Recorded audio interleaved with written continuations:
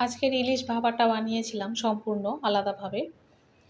খেতে যতটা সুন্দর হয়েছিল বানাতে তার থেকে বেশি সহজ হয়েছিল। এটা ভেবে আমার আরও বেশি ভালো লাগছে যে এত তাড়াতাড়ি ইলিশ ভাপা বানিয়েছিলাম। দুপুরবেলায় কী খাবো, কী খাবো ভাবছিলাম যে অল্প একটু ফ্রিজে ইলিশ মাছ ছিল সেই জন্য আর অন্য কিছু আর বানালাম না। ভাবলাম যে ইলিশ ভাপা বানালে খুব ভালো লাগবে খেতে। তাড়াতাড়িও হয়ে যাবে। সময় কম ছিল সেই জন্য। ২ চামচ কালো সর্ষে আর ১.৫ চামচ মগজদানা ভিজিয়ে রেখেছিলাম। তারপরে ৪টে কাজু বাদাম হালকা একটু নেড়ে তেল দিইনি, এমনি নাড়াচাড়া করে নিয়েছি। নিয়ে আর ২টো কাঁচা লঙ্কা দিয়ে ভালো করে পেস্ট বানিয়ে নিয়েছি। তারপরে সেই পেস্টের মধ্যে ২ চামচ হলুদ আর স্বাদ মতো নুন দিয়ে দিচ্ছি।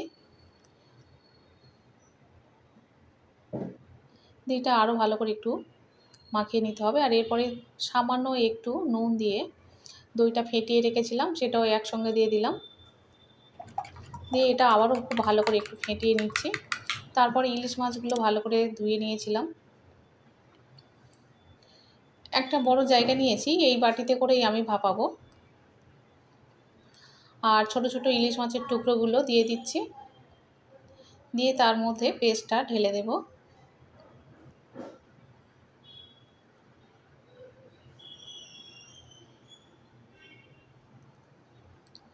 চামচ দিয়ে চারিদিক করে দিচ্ছি। আর এর মধ্যে কয়েকটা কাঁচা লঙ্কা দিয়ে দিচ্ছি। আর দিয়ে দেব একটু বেশি পরিমাণে সর্ষের তেল। ইলিশ ভাপে কাঁচা সর্ষের তেল আর কাঁচা লঙ্কা না হলে ঠিক একটা জমে না। এত সুন্দর খেতে হয়, স্বাদই আলাদা। যাই হোক, এটা এখন ভাপাতে দেব। ২০ থেকে ২৫ মিনিট ভাপালে এটা হয়ে যাবে। জলটা আগে থেকে গরম হয়ে গিয়েছে। একটা স্ট্যান্ড বসিয়ে এর মধ্যে বসিয়ে দিলাম। কন্টেনারটা এর মধ্যে বসিয়ে দিয়েছি। আবার দেখুন এটা হয়ে গিয়েছে। কত সুন্দর হয়েছে,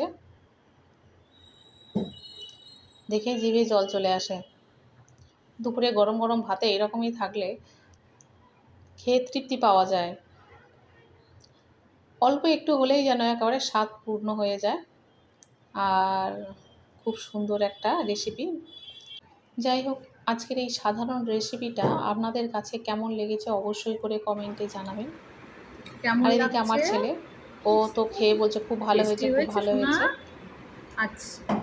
অবশ্যই করে লাইক, শেয়ার এবং সাবস্ক্রাইব করবেন। দেখা হবে আবার পরের ভিডিওতে।